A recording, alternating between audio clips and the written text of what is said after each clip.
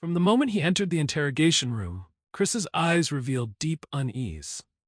An innocent person wouldn't tremble, bow their head, or avoid eye contact like he did in those first few seconds.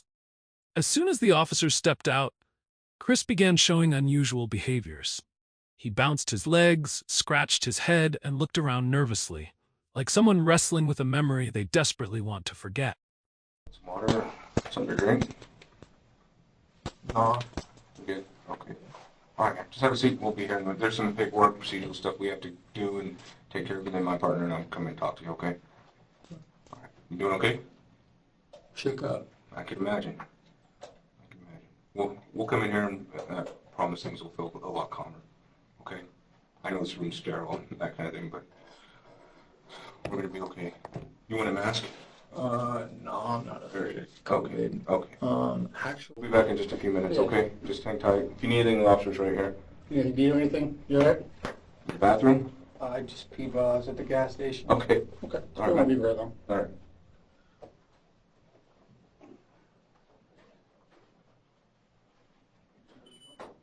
Thank you. All right, Chris. Sorry to make you wait so long here. You have my part? Yeah, thank you. Introduce myself out there. You okay? Yeah. Introduce myself out there. I'm Detective Garcia. It's my partner, Detective Captain. Oh, he's the one I told you about that would be with me when we come up and talk to you. Okay. Yeah, we appreciate you being cooperative as you have been. So. Yeah. Spell your last name for me. Matthewes.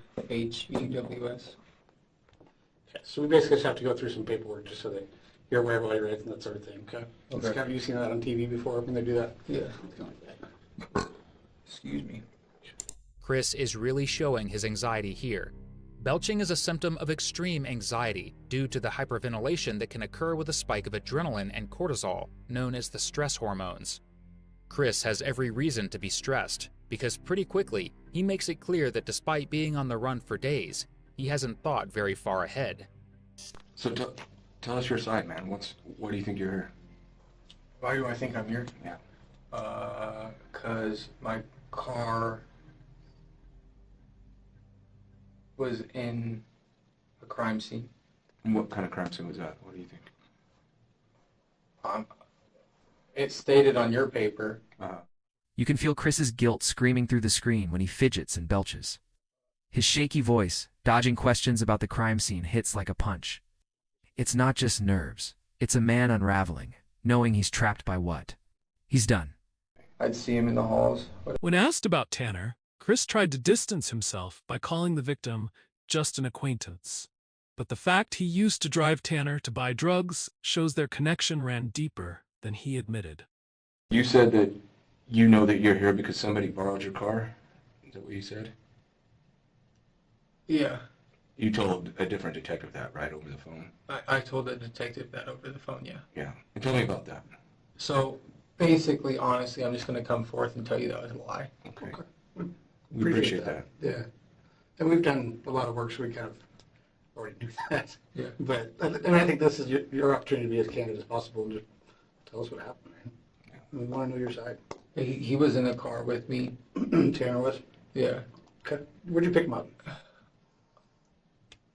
Pecos and 116. The apartments there? Yeah. Okay. So what happened? And then we drove down to Pecos. We hit the 7-Eleven. And then we're driving back. And then he tried to reach for a gun. Oh. For what gun? For my gun. He tried to reach for your gun? Yeah. Where was your gun at? My gun was in the center console. Just sitting there? Yeah. Is it the gun that's in the car now? No. That's a different gun. Okay. And what happened?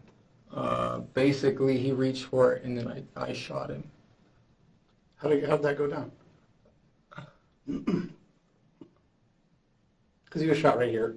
Yeah. So how did that happen? There's a whole lot more that happens when you shoot somebody in the head. So give us details. We struggled for a bit.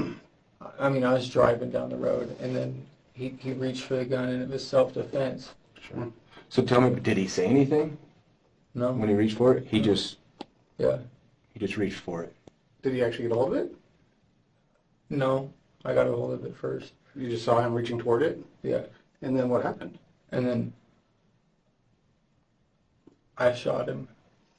When you were in your car, Yeah. still driving? Where was that at? Or exactly what do you think that Pecos. Pecos and what, like cross streets? It was 116th. Like 116th and Pecos? It was still by those apartments? Yeah. Okay, so then what happened? And then I didn't know what to do. I was scared. Sure, just shot somebody in your car. Yeah. Scary. Yeah. So what'd you do? I should have took him to the... Chris's self-defense story feels like a flimsy lie. Tanner was unarmed, just reaching for a gun, and Chris shot him in the head. It's heartbreaking to think one rash decision stole a life. The law won't buy this excuse, leaving you aching for Tanner's family. He tried to grab it. You tried to grab it when you were pointing it at him? Yeah. So did you guys struggle over the gun? Not like terribly, but he grabbed it. Chris began spinning an unbelievable story that Tanner reached for a gun while they were in the car, and he shot him in self-defense. But the hesitation in his voice made it feel more like a last-minute cover-up. That's okay. Go ahead. Yeah, take your time. He tried to grab it, and then I grabbed it, and I went like that. Okay. So you're in the driver's seat. So you point, and did you touch his head with it? I don't have any idea if I touched his head with it or not. Okay. So you point the gun at his head. Yeah. What, did he say anything?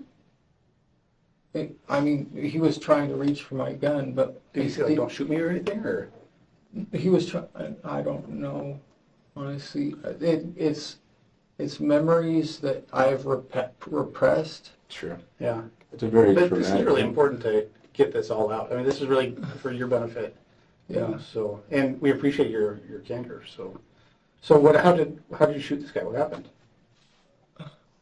I just remember picking up the gun after he tried to grab it, and then I pointed it at him and shot him. And then after that, I was just like, I don't know what to do. I don't know what to do. I don't know what to do. Absolutely. I totally get that. And then You drove a long ways. You had a deck on the other side of your car. I mean, you're freaking out. yeah, I was like, I don't know what to do. Yeah, sure. At that point, it's like, do I bring him to the ER or what? Like, he's sitting there gargling. He's gurgling? Yeah, Really? just blood all over the place. Is there a lot of blood? Yeah. Did it get on YouTube? Yeah, I got on one of my shirts. Okay. So, what'd you do? You drove south there, obviously. Yeah. And then, I don't know, I was just like, I found a field, and I was like, I don't know if I should just put him here. That's what was going on in my head at that moment. Yeah. And then I put him in the field, and I was just like, freaking the f*** out. I guess. Because killing somebody, whenever you kill somebody, it's just, you're never the same after it. Sure. Probably haven't been sleeping much since then. No, not really. So when you got to the field, what happened from there? Walk us through that. Basically, I grabbed him out of the car, and then I pulled him into the cornfield. I don't know what kind of field it was, but I dragged him into the field, and then that was it. And then I jumped back in my car. Okay. When you drug him into the field, was he still gurgling, or was he? He was out. He was out by then. No, and then I took off my shirt while I was driving to cover his head. Oh, you did? Yeah. Just good. Why? Just because I don't know. I just What'd you see after you shot him? is trauma. Like I try not to go back into it. Dumping Tanner's body in a cornfield like it was nothing is beyond cold. How Chris talks about covering his face with a shirt chills you to the bone. It's not just panic, it's a desperate attempt to erase a person. And it's sickeningly clear he knew it was wrong. As if disposing of a body was nothing more than routine. You're just like cold-blooded. Execute this guy, or if there was some. I wouldn't do that unless my life was in You danger. touched the gun, right? He what? He never touched that gun, right? He was reaching for it, but So you just grabbed it out and then shot him? yeah. So was the agreement? How much was the agreement for the money? For the For the ounce? Yeah. It was 1,200. It was. And I paid him 1,200. Oh, it wasn't 1,000. I don't know. I'm getting different numbers mixed up from different people. Okay. How much money did you go there with? I had 1,400 on me. 1,400 on you. Yeah. And how much did you give him? I gave him 12. Okay. And then after you gave him the 12, did he give you the He reached for the gun. right after you gave him the money? Yeah.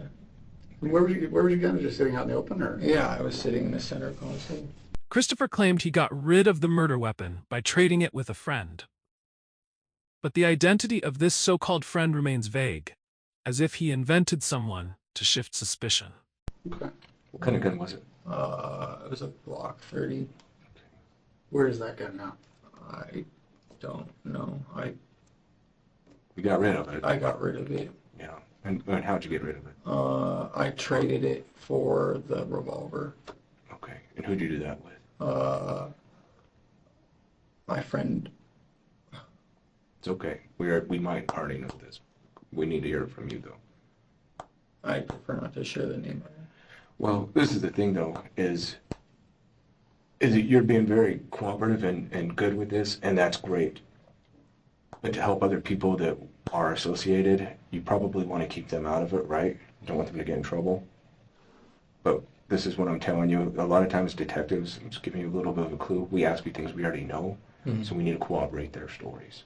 Does that make sense? Yeah. Because if they're lying, then guess what? They're helping you, and they could go down for this too. Does that make sense? Yeah. Okay, so who did you trade it with? My friend Trevor. Trevor? Yeah. And what's Trevor's last name? I think it's like Wincliffe, Trevor Wincliffe. something like that. I don't know his Okay. last name. So you just traded straight across? Yeah. Did he have any idea why you were trading guns or anything? He had the revolver and he's been wanting the 30 for forever. So you just knew it was a good, he thought it was a good trade. Did he know what happened? Why you were trading him? No. Does he know you shot him with it? No. See, that's why we need to get that back. We don't want to have him walk around with a gun with a body on it, you know. I guess he's already got it gone too. Oh, you already sold it? He already sold it. Okay. And then there is an extended magazine in my car for it. Okay. What caliber is that? 45. Okay. Was that clip in it that day when that accident happened? Chris trading the murder weapon and cleaning blood, the whiskey, is almost absurd if it weren't so tragic. He's not some master criminal, just a kid. In over his head, making it worse with every move. His apology later can't undo this mess. And seeing the fallout is gut-wrenching. Where'd you go home first change? I think I went home first to change. Instead of fleeing, Chris went to his girlfriend Tara's house and confessed the entire incident. Telling someone right after a murder shows he lacked the clarity to cover his tracks. Okay. Because then you talked to Tara for a little bit, right? I don't know. Did she call you, When? Tara, that night? Uh, Right before you went over? I think I called her. Okay. I'm not exactly sure on That's okay. details. So you went home and changed, and then you went to her house? I believe so. And that's what happened. Yeah. And then what happened? And then from there, I was like, I just killed somebody. You told Tara that? And then what happened?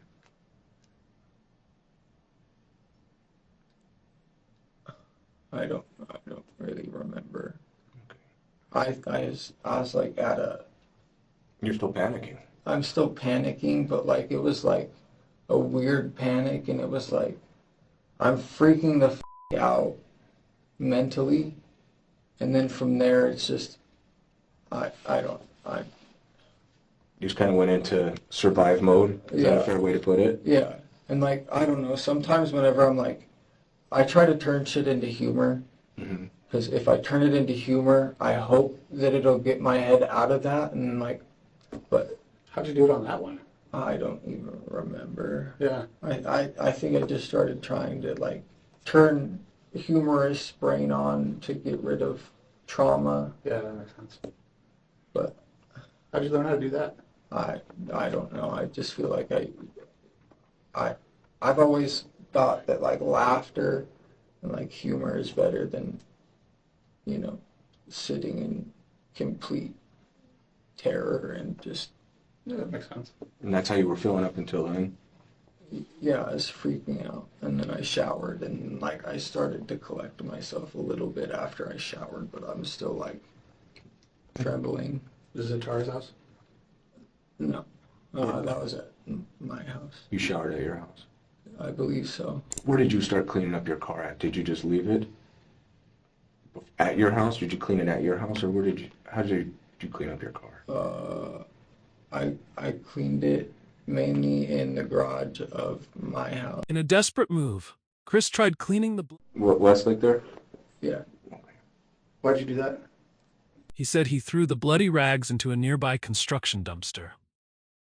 That careless move gave investigators a clear trail to trace his attempt to clean up the crime scene. Why did I throw them out? And why'd you put them in a home builder dumpster? Just because when my dad, we lived off Sunset Place, and it was a brand new housing development, and we just got used to like throwing all of our boxes and anything we didn't really need. And Did you throw them away to get rid of the evidence, basically? The blood? I mean, That makes sense. Yeah, okay. That's fine.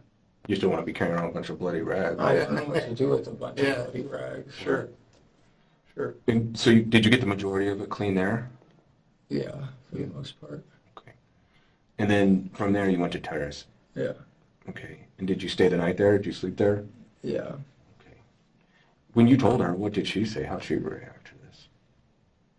She continued to console me. Just help you try to come out of panic. Okay. So then let's fast forward a little bit. You took a nap there. You slept there. Is that right? I slept there for a little bit, Okay. And then what happened? and then I don't really know what happened from there. I just continued to stay at her house and go about regular business. Okay. You guys left though that next day, right, from her house? I'm not exactly sure Well, when you left Tara's house, where did you go from there? what day. The day after. The day after.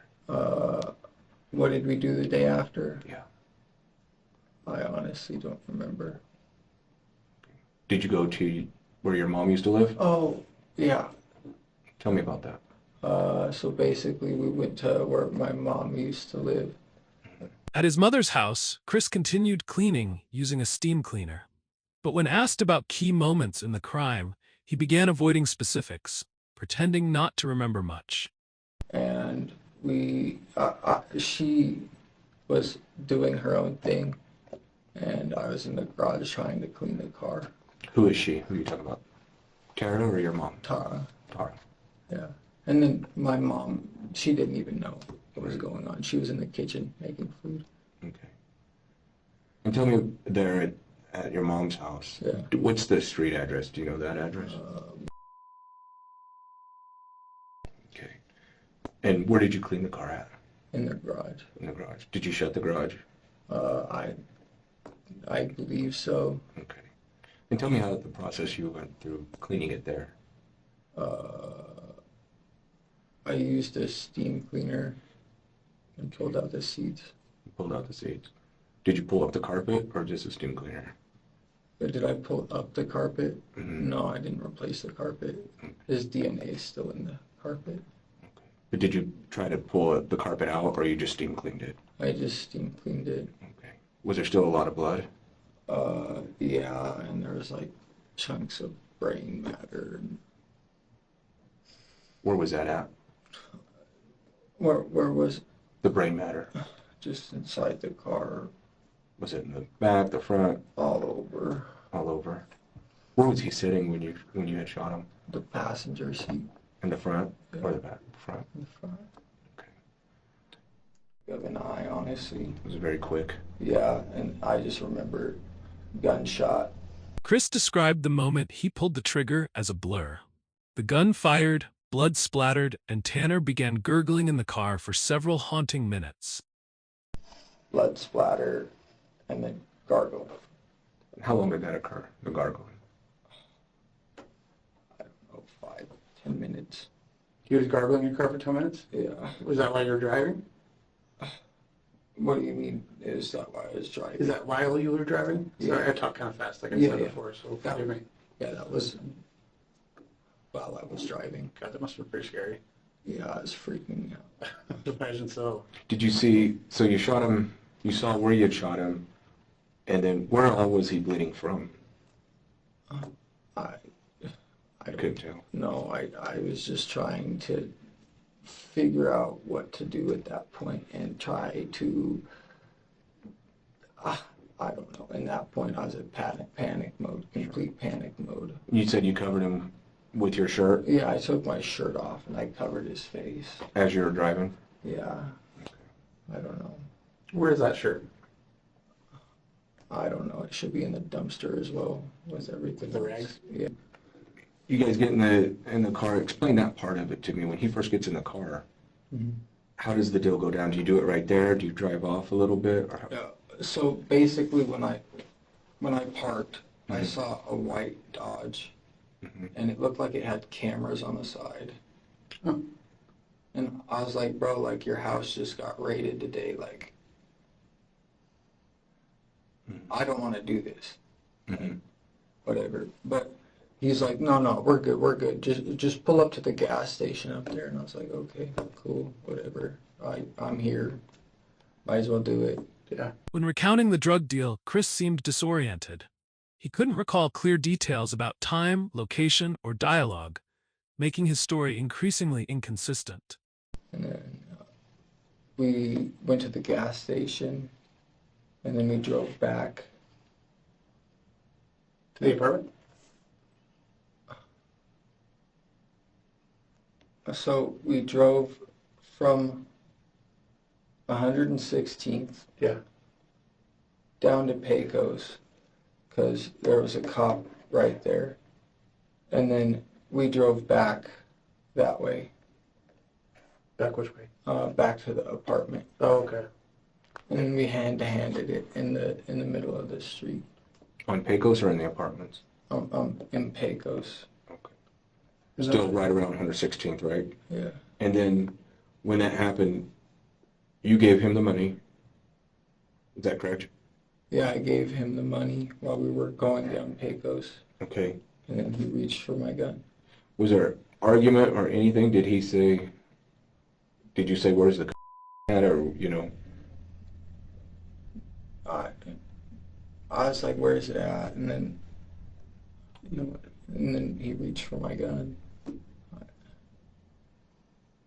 Okay. So was there an argument or just maybe even like a going back and forth a little bit about the money and the Kinda, not really. Basically, he was. I don't know necessarily like where he was at with his life in that moment, and like his entire house just got raided. Sure. So like I'm not sure if he was like in a spot where he was like, you know what, like I'm gonna take this dude's shit because I'm in a position to where I'm not okay. So I'm not sure if that's what I don't know. But we didn't really exchange words. He and I never really exchanged words ever. What about then though? You gave him the money? Am I correct on that? Yeah, I gave him the money and I was like, dude, where's my shit? And then he reached for the gun. Okay. That's where I was getting at. That's what I was wondering. When recounting the drug deal, Chris seemed disoriented. He couldn't recall clear details about time, location, or dialogue, making his story increasingly inconsistent. Or two. Before you threw that away. Yeah, Chris said he dragged Tanner's body by the wrist and tossed his bloody shoes and shirt into a construction dumpster. It was a desperate attempt to erase evidence, but he left a trail behind. it was just kind of sitting in my trunk. Okay. And then you went back and threw it away over there Yeah, because you knew there was construction there? yeah. Okay. And when you were at Tara's, and then you went to your mom's house and you cleaned there, right? At what point did Aaron show up at your house? I don't remember. Was it that day? Yeah. Okay. And then what happened from there? He started questioning what the I was doing. And I was like, dude, I just killed somebody. When was that? Well, When you told Aaron that? right then and there, when he started freaking, or before he started freaking out. Was that at your mom's house? Yeah. Okay. Yeah. So what did he tell you to do? Because he's got a little more experience with. No, he's got out of prison, right? Yeah. So were you trying to get some advice from him? No, I was just like, dude, I mean, like, kinda, yeah. I was Sure. like, dude, like, I don't know how to deal with this, like, mentally. I don't know. I was asking him for, like, mental help, not really, Yeah. like, what to do. Did he give you any advice on like how to cover it up? No. No. Uh-uh. What did he tell you to do? He said, dude, like, you're gonna have to deal with it.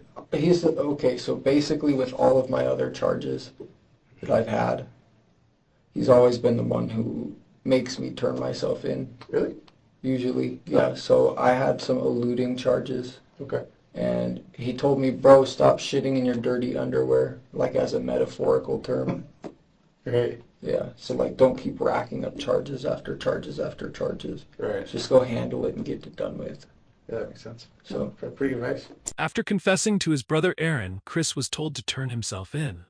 Instead, he chose to run, ignoring advice and compounding the consequences of his crime.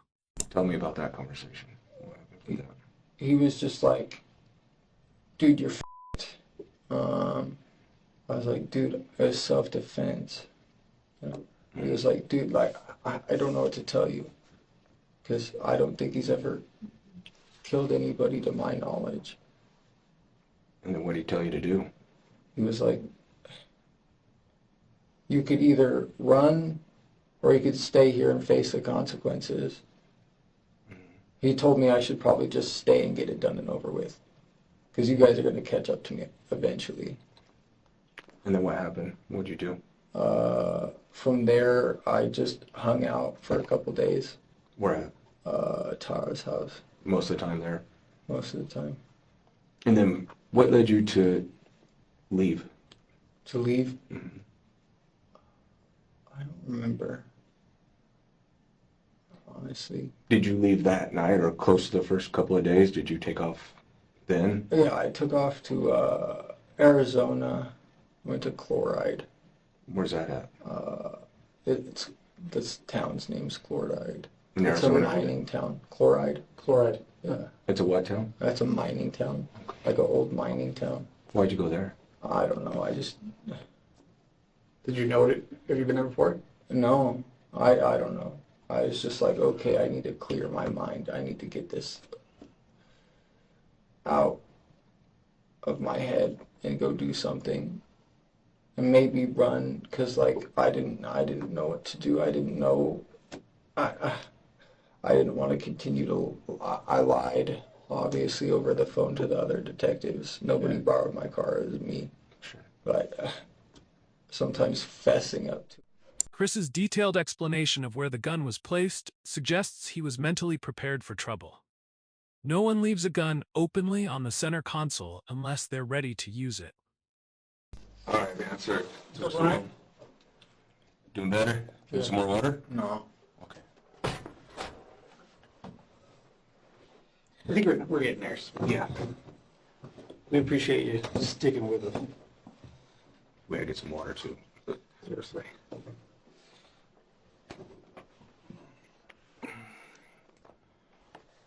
Just some things that we still want to go over, and I'm just thinking about it.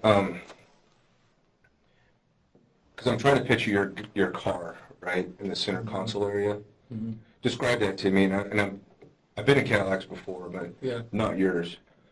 So, is the gear shift in the middle? Mm-hmm. Is there like a little cubby hole in front of that, so like you put phones or whatever? The cubby hole's small. Small. But if you have the cup holders, and Mhm. if you have nothing in the cup holders, usually it sits right there on top of the cup holders. Your gun does. Yeah. Does the cup holders have like a flap over it, or it's Yeah. like a solid? Yeah. You could put whatever there, gun, phone, whatever, Mhm. and it's not going to sink into the cup holders. Yeah. So the gun is sitting on top of that? Yeah.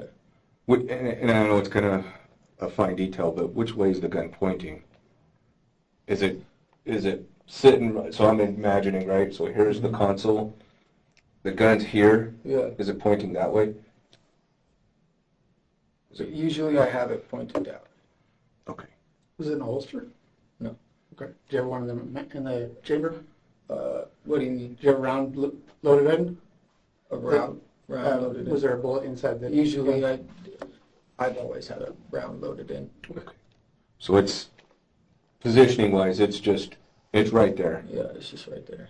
It's not like in the crack of your seat. No. And it's not in the crack of his seat. It was on top of the car. It's on top to where you can clearly see it. Yeah. He can clearly see that there's a gun right there. Yeah. Okay. Was the flap shut or open? The flap was shut. So you couldn't see it?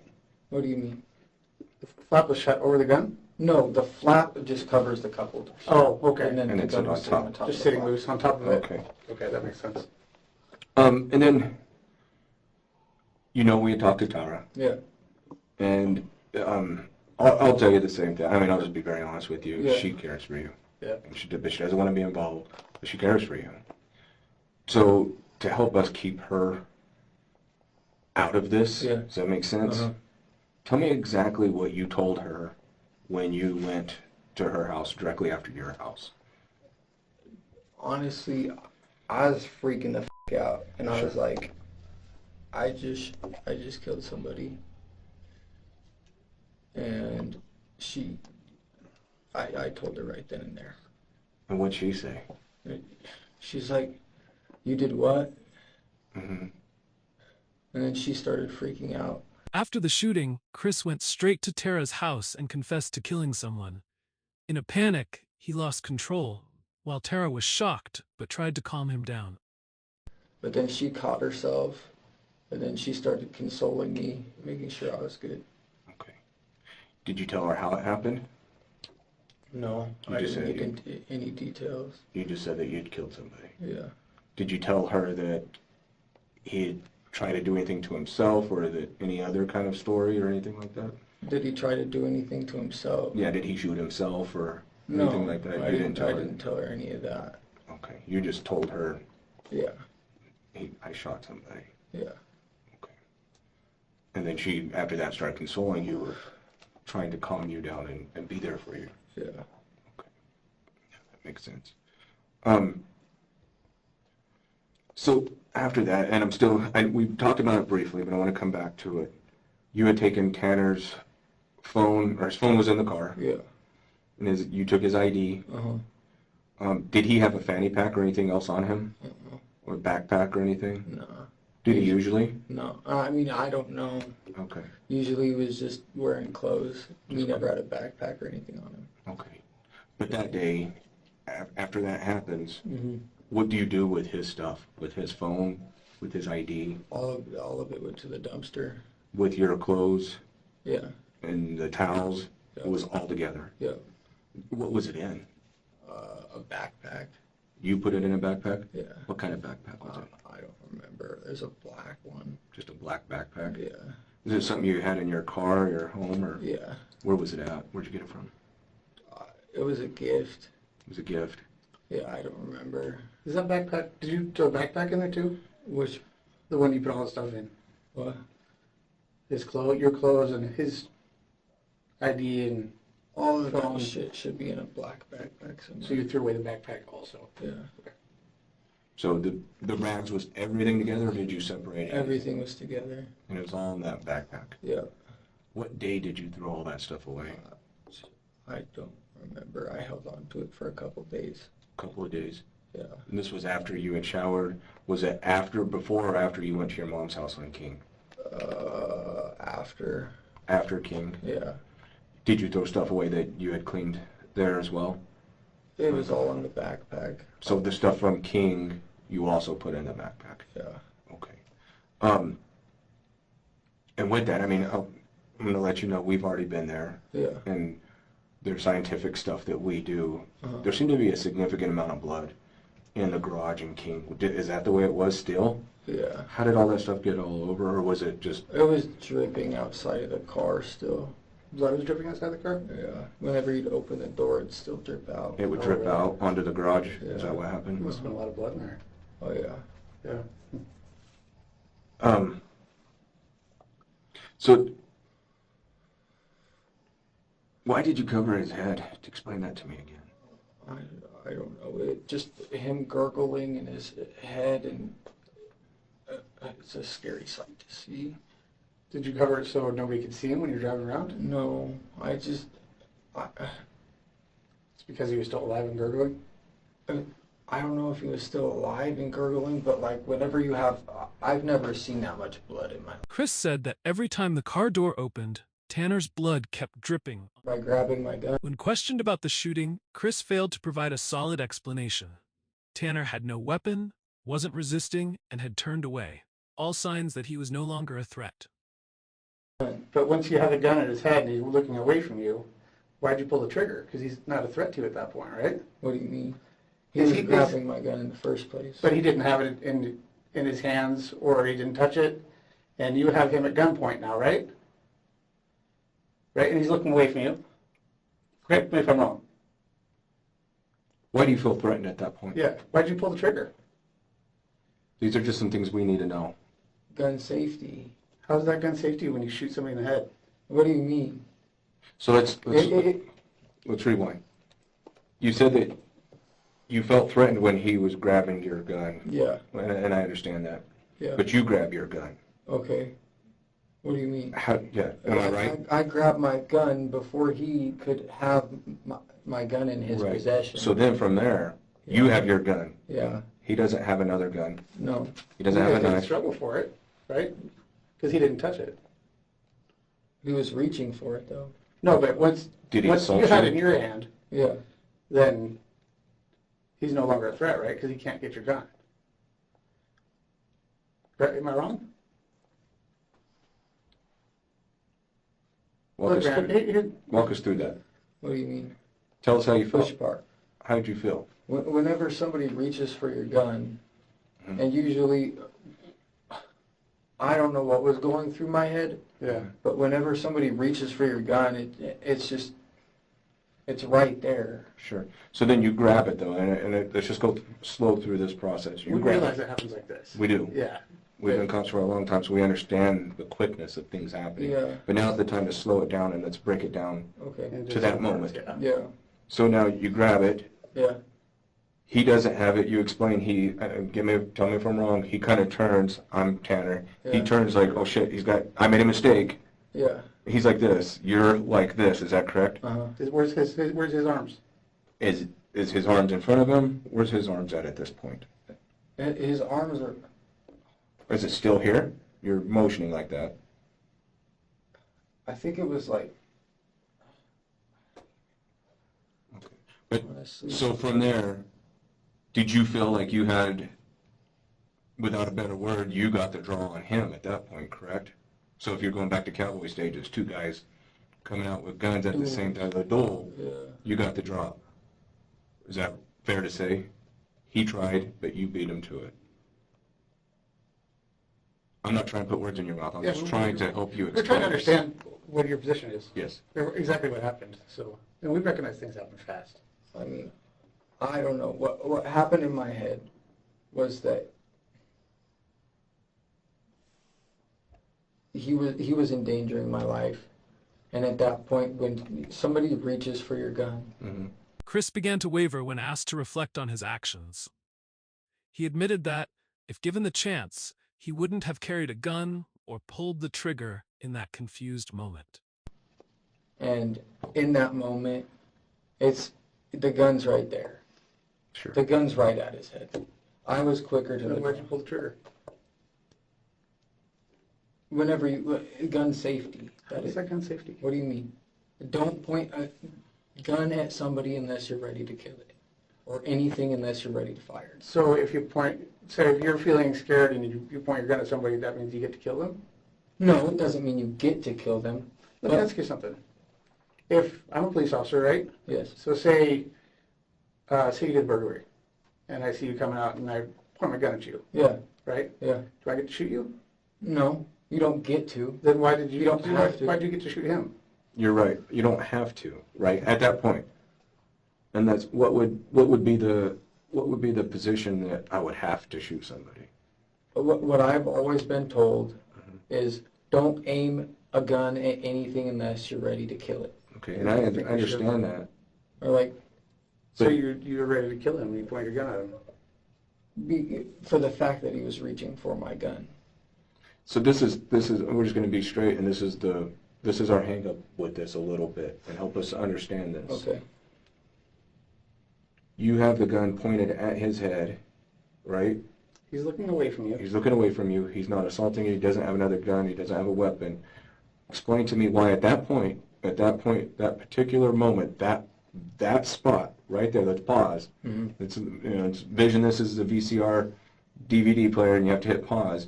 You're like this. He's like that. His hands are here. Why did you feel threatened right then at that point? For the circumstances of the previous The behavior. previous. Of his behavior. Okay. But he didn't try to come back and take the gun, right? It wasn't a struggle or fight over it. No, there was no struggle or fight. Okay. Did he even threaten you? What do you mean threaten Did me? he say, I'm going to kill you, I'm going to kick your ass? Things like that? I asked him where my shit was at, and then he reached for the gun. Could he have been reaching for your... But he was reaching for the gun. That's what I saw. That's what I saw. So he was slowly moving his hand towards where your gun Yes, was. which is right by So the then gun you holder. decided that you get to kill him because of that. Because he's reaching for my gun. Okay. So, but there's no other weapons. There's no assaultive behavior. I He doesn't actually reach for your gun once you have it in your hands, right? No, but at that point, like, Did he say anything when you pointed the gun at him? no. Police used psychological tactics to point out that Tanner was unarmed, not attacking, and turned away at the moment of the shooting. Chris's self-defense claim completely unraveled. Thinking back now that we've paused it and we've slowed it down, Uh-huh. would you have done anything different? Would I have done anything different? Yeah. I would have probably never had a gun on me in the first place. Sure.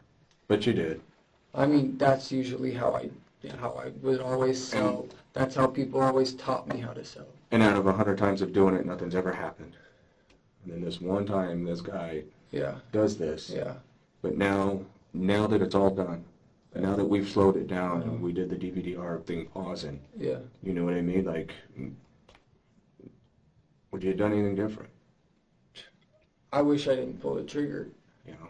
Do you think you should have pulled the trigger? What do you mean? I mean, do you think that was a good decision? For reaching for my gun, that made sense to me in that moment in time. In hindsight, what do you think? In hindsight, no. You think that was not a good thing to do? Heat of the moment when somebody reaches for your gun, near your gun. Yeah. But when you think about it logically, okay, that's fair. It makes sense. It does. And we appreciate Yeah. everything. I don't want you to feel like we're trying to push you into something, saying something different than what happened. Yeah, for sure. I mean, We're you've just, been very we're just upfront getting and an candid. understanding of what happened. Yeah. And we just weren't there. And things happen. So, Yeah. what would you want to tell his family? I'd like to apologize to his family Why? because I took their son's life. That's a big thing. Do you feel bad about When asked what he'd say to Tanner's family, Chris lowered his head and apologized, admitting he took their son's life. But it was too late. An apology couldn't bring Tanner back. that? Of course. Would you apologize to them? Yeah. I think they'd probably like that. We will, we'll get arranged. Is there anything else you could think of? So I'm gonna get booked, and then where's it gonna go from that? Court. Okay. You go to Dodgins County Jail for now. Okay. All right. All right. Is there anything else you could think of you want to tell us? Phone calls. You will make a phone call once you get up to Adams County. I'll let you do that. This, I don't think the process here will take too long. No. Book you, get you going, and get you something to eat up there if you like, and whatever. So if you get hungry or whatever, or thirsty, just let us know. Any questions for us? Cool. We appreciate your candor. Yeah. I really do respect that. I do. So, All right, Chris. good luck to you, man. Yeah, we'll get you going. Okay. Okay, and then for court, do I figure all that out at Adams? Yeah, Yeah. the whole process will be explained to you through the entire thing. Cool. Okay. Dates, all that kind of stuff will be explained to you. And then how long? The court will figure it out, right? Yeah, I can't tell you that. I really don't know the answer. What do you think should happen to you? I don't know. Self-defense, So what do you think should happen? 3 to 5 years. You think you should get 3 to 5 years? If it's self-defense, why should you get 3 to 5 years? What's self-defense regularly? I don't know. Well, if it's self-defense, you're justified in doing what you did. Yeah. I don't know. I don't really watch court. Do you feel like you're justified in what you did? Yeah. 100%. All right. Good luck. Thank you. Yep. I'll just stay there. What else we can get you in just a little bit? All right. The case of Christopher Matthews is a tragic example of reckless choices, moral failure, and the devastating weight of one fatal decision. Charged with second-degree murder, he was sentenced to 35 years in prison with no parole eligibility until 2046. Despite his claim of self-defense, his contradictory statements and efforts to hide the crime only peeled back the layers of guilt. What do you think of his justification? Share your thoughts in the comments below. And don't forget to subscribe to our channel to uncover more shocking cases and enjoy exclusive content perks coming soon.